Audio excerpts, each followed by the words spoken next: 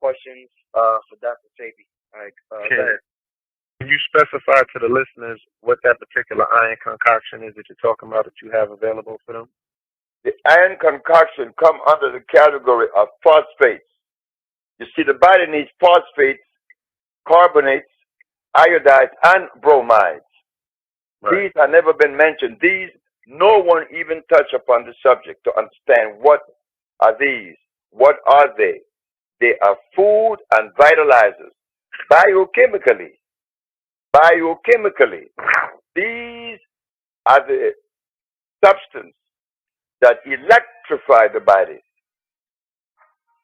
These are the substance that keep you alive and nourished. But we never receive those things.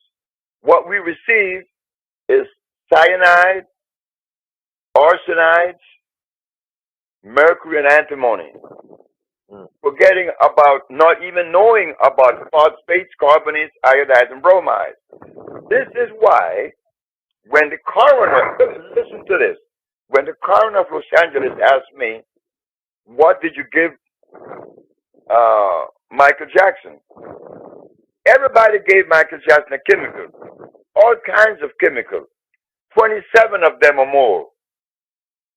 What did you give Michael? I said, I gave him phosphates, carbonates, iodides, and bromides. The doctors on the panel didn't know how to respond. They were open. But the coroner, he didn't know what I was talking about. He didn't know anything about what I was talking about. But the black people of the United States and the world is unaware that that the white man never knew the philosophy of medicine that exists today is a European one. We don't know where these things complement us or not. We don't know. So when I mentioned that the category of food that I gave Mr. Michael Jackson was phosphate, carbonates, iodides, and bromides, the coroner, instead of saying, well, I don't know what he's talking about, then I would have helped the boy.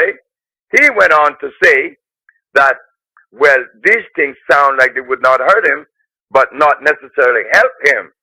Well, I can't see why he would say that when the science of biochemistry shows us these are the very thing and the only thing that nourishes and cures the body. Right. Can you briefly speak on Michael's medical condition when you were dealing with him? When I went to see Michael, he could not sleep. He was severely anemic and delirious. Delirious, anemic, and could not sleep. At the ending of 2 months, he was sleeping, no longer delirious, and he was no longer anemic. In fact, Michael himself stopped talking to me about his condition after the 3rd month. We didn't talk about his condition at all. We were traveling. He was designing the places that we were going to develop in Africa. We were going to develop in South Africa, Gabon, and Guinea.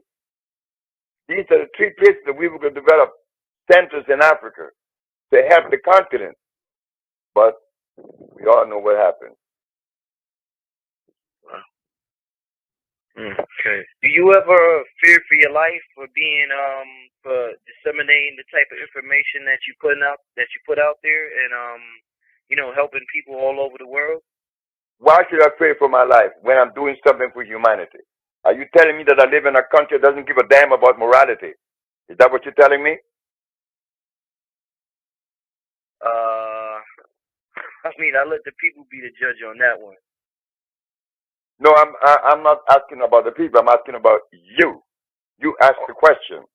Am I afraid of my life? Well, why should I be afraid of my life?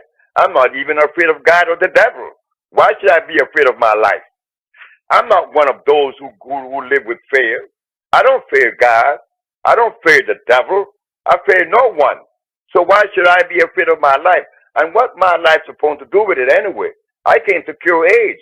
The president said, George Bush said, that if anyone find the cure of AIDS, President Obama said, if anyone find the cure for AIDS, to come forward. Well, I found it, and I come forward. So I'm supposed to fear for my life now, isn't it? Mm-hmm. Well, what do you think about the death of Lisa Left Eye Lopez? What do I think about the death of Lisa Left Eye Lopez? To answer that, is to ask me, what do I think of the death of my son, or the death of my brothers, or the death of anyone. When the time comes, that's the time that you're supposed to leave. There was nothing wrong with the death of Lisa Lopez. She died right on time. I miss her. All of us missed her. All of us love her. But the inevitable has to be respected. There could be no occurrence unless that occurrence is supposed to occur. Okay. I want to tackle some issues that are very prevalent in the community.